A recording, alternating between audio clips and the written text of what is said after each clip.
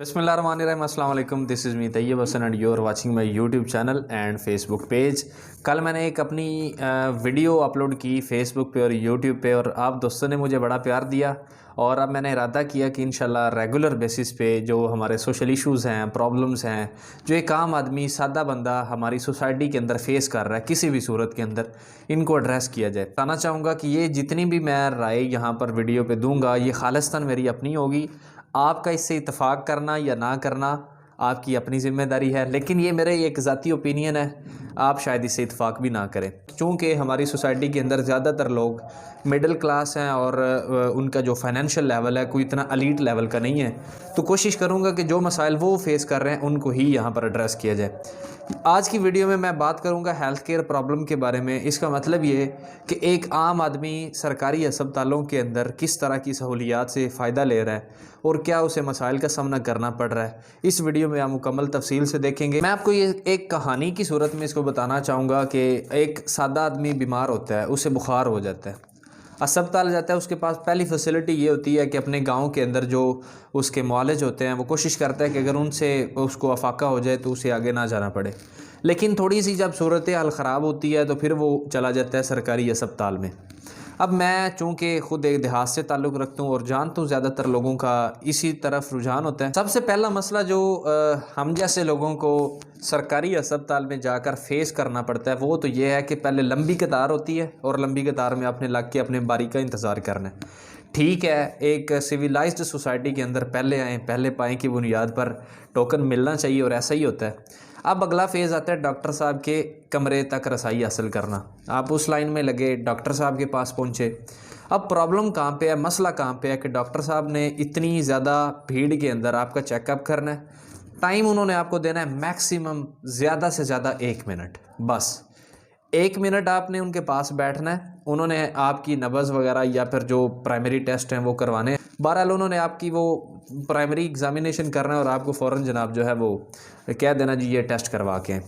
Test तो आपको फ़र्ज़ लैन है ना आप पे, वो तो आपने करवाने ही। CBC है, LFT है, सारे टेस्ट उन्होंने एक बार ही लिख देना, ले जी ये करवाएं। एक बंदा गया सरकारी अस्पताल के अंदर इस वजह से कि वहाँ पर ख़र्चा कम होगा। 1100-1200 रुपये के तो आम सी बात है कि उसके जो टेस्ट हैं वो हो जाएंगे। टेस्ट हुए, 2 दिन बाद रिपोर्ट मिलनी है, दोबारा उसने 2 दिन बाद आना है। फिर उसने डॉक्टर साहब को टेस्ट दिखाने हैं अपने, और डॉक्टर साहब ने क्या बताना है कि जनाब तुहाडे ते मसले ही कोई नहीं सी। वो टेस्ट बई किस वास्ते कीते सी अगर मसले ही कोई नहीं सी थे। अब आप इस चीज़ का मवाजना करें एक प्राइवेट डॉक्टर साहब की क्लिनिक के बारे में। वही डॉक्टर साहब जो सरकारी अस्पताल में चेकअप कर रहे हैं, अब उनका एक अपना प्राइवेट क्लिनिक भी है जहाँ पर वो शाम 3 से रात 9 बजे तक बैठते हैं। अब उन्होंने आपको क्या कहना है जी, अगर आपका मसला बड़ा है तो आप मेरे क्लिनिक पे आ जाएं बराए मेहरबानी। ठीक है, आप क्लिनिक पर चले जाएंगे। अब आपने क्लिनिक पे जाना है, डॉक्टर साहब ने तसल्ली के साथ आपको 15 से 20 मिनट्स तसल्ली के साथ आपका टेस्ट करना है। कोई अगले दिन आपको रिपोर्ट्स लेने की ज़रूरत नहीं है, ऑन द स्पॉट वहाँ पर आपने लेबॉर्ट्री बनी है क्लिनिक के अंदर, आपने पैसे अदा करने हैं, 10 मिनट्स के अंदर आपको रिपोर्ट्स मिल जानी है और आपका फ़ौरन इलाज हो जाना। वहाँ पर आपको यकीन माने अस्पताल में आपको कोई बीमारी नहीं होगी। यहाँ पर आएंगे तो आपकी रिपोर्ट के अंदर काफ़ी ज़्यादा प्रॉब्लम्स आप महसूस फरमाएंगे। यार सबसे इम्पोर्टेंट बात जो है ना, जो मैं समझता हूँ कि आज चूँकि एक मॉडर्नाइज्ड एरा चल रही है और इस जदीद दौर के अंदर एक आम आदमी को health care facilities at door step from होनी चाहिए। हकीकतन ये कोई बुरी बात नहीं है अगर आप सरकारी अस्पताल में इलाज करवाने जाते हैं, वो हमारे पैसों से, हमारे टैक्स की अदायगी से सारे मामलात वहाँ पे चल रहे होते हैं। कोई बुरी बात नहीं है। ज़्यादातर लोग कहते हैं जी हम सरकारी अस्पताल से इलाज कराएंगे तो ये बड़ी शर्मिंदगी की खुदा न खास्ता बात है, ऐसी बात नहीं है। रिसेंटली मैं अपने किसी अजीज़ को लेकर सरकारी अस्पताल गया। वहाँ पर गया, उनके मेडिकल टेस्ट डॉक्टर साहब ने प्रेस्क्राइब किए। डॉक्टर साहब के वहाँ से लेबॉर्ट्री से, जो अस्पताल की लेबॉर्ट्री थी, वहाँ से टेस्ट करवाए। एट दैन डॉक्टर साहब ने कहा जी ये बंदा तो बिल्कुल ठीक है, तो प्रॉब्लम ही कोई नहीं, तुसी एवं बस जनाब टाइम वेस्ट कर रहे हो अपना, बिल्कुल आप यहाँ से मेडिसिन लें और आप बिल्कुल ज़बरदस्त हो जाएंगे। खैर 1-2 दिन बाद उन्हें कोई अफाका महसूस ना हुआ। मैं दोबारा एक प्राइवेट क्लिनिक में उन्हीं डॉक्टर साहब के पास दोबारा चला गया। डॉक्टर साहब ने दोबारा टेस्ट किए। उन्होंने क्या बताया जी, इनके जो वाइट ब्लड सेल्स का काउंट है उसके अंदर थोड़ी फ्लक्चुएशन है और इनको आप प्रॉपर मेडिकेशन पे जाना पड़ेगा। मेडिसिन दी उन्होंने और फिर वो ठीक हो गए। बहरहाल बात करने का मकसद ये है कि वो चीज़ जो आप प्राइवेट क्लिनिक पे फराम कर रहे हैं, बराए मेहरबानी एक माड़े बंदे को अस्पताल पे उसकी अपनी दहलीज पर उसे फराम कर दें, जिसकी सरकार आपको पैसे भी अदा करती है और इस बेचारे बंदे का भी फ़ायदा हो जाएगा। यार आप इस बात का इस चीज़ से अंदाज़ा लगाएं कि मैंने खुद देखा है कि ज़्यादातर लोग जो देहात में रहते हैं, अगर उनको छोटी मोटी कोई बीमारी होती है, कोई मसला आता है, तो वो महीनों तक तो उसका इलाज ही नहीं करवाते। इस वजह से एक तो चलें उनको अवेयरनेस नहीं है कि उसकी सिवेरिटी कितनी हो सकती है, और दूसरा इस वजह से कि उनका फाइनेंशियल जो सेटअप है, फाइनेंशियल जो उनका बजट है, वो उनको इजाज़त नहीं देता। और फिर वो सरकारी अस्पताल में जाते हैं और वहाँ पर खैर मामलात ऐसे ही हैं कि भारी भरकम टेस्ट हैं और फिर वो ही मेडिसिन जिससे कोई फ़ायदा नहीं होता।